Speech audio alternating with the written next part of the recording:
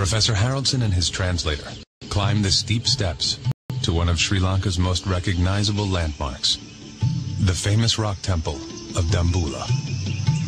The next step in the investigation of this case leads us here to the Dambulla temple, because Dilukshy had spoken about it. And then the family, they decided to do something about Dilukshy's talk. Dilukshy's parents decided to call the abbot living in this temple and ask him if he knew of any girl who had died in this area and who fit the description given by Dilukshy.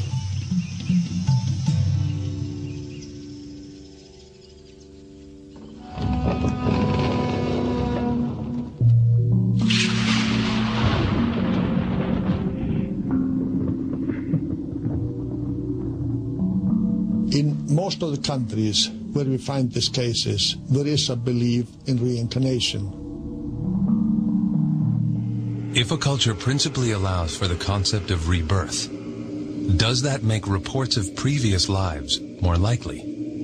May that be one of the reasons why the best cases can be found in places like Sri Lanka? Here in Sri Lanka, we find most of the cases among Buddhist families. Of course, the majority of the population here is Buddhist, about two-thirds. But we also find some cases among Christians, and we even find a few among the Muslims. So the cases in Sri Lanka are found in all the major religious communities. The key to solving Dilukshy's case may very well lie with the abbot of the rock temple. Haraldson and his translator can count on the fact that here, their investigation will be taken seriously, because reincarnation is a common concept for a Buddhist monk. Buddhism teaches us that reincarnation exists. It happens due to the accumulation of good and bad deeds, which we call karma.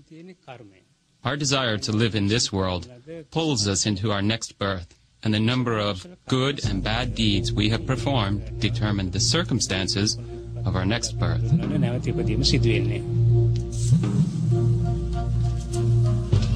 But in the case of Dilukshy, the abbot is unable to help. He knows of no other family that matches Dilukshy's memories. Instead, he refers the scientist to the local newspaper.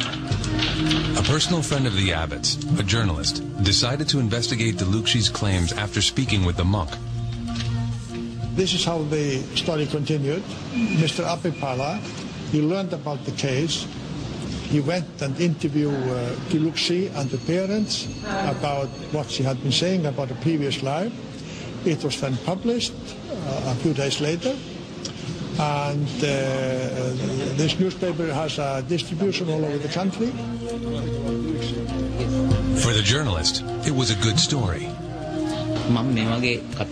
I consider this case unique because for over 30 years I've researched these types of stories and have come across various people who talked about their previous births.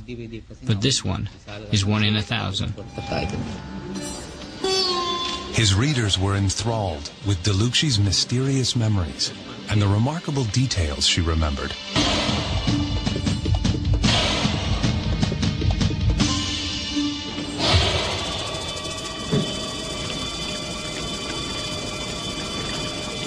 But for now, one question remains unanswered.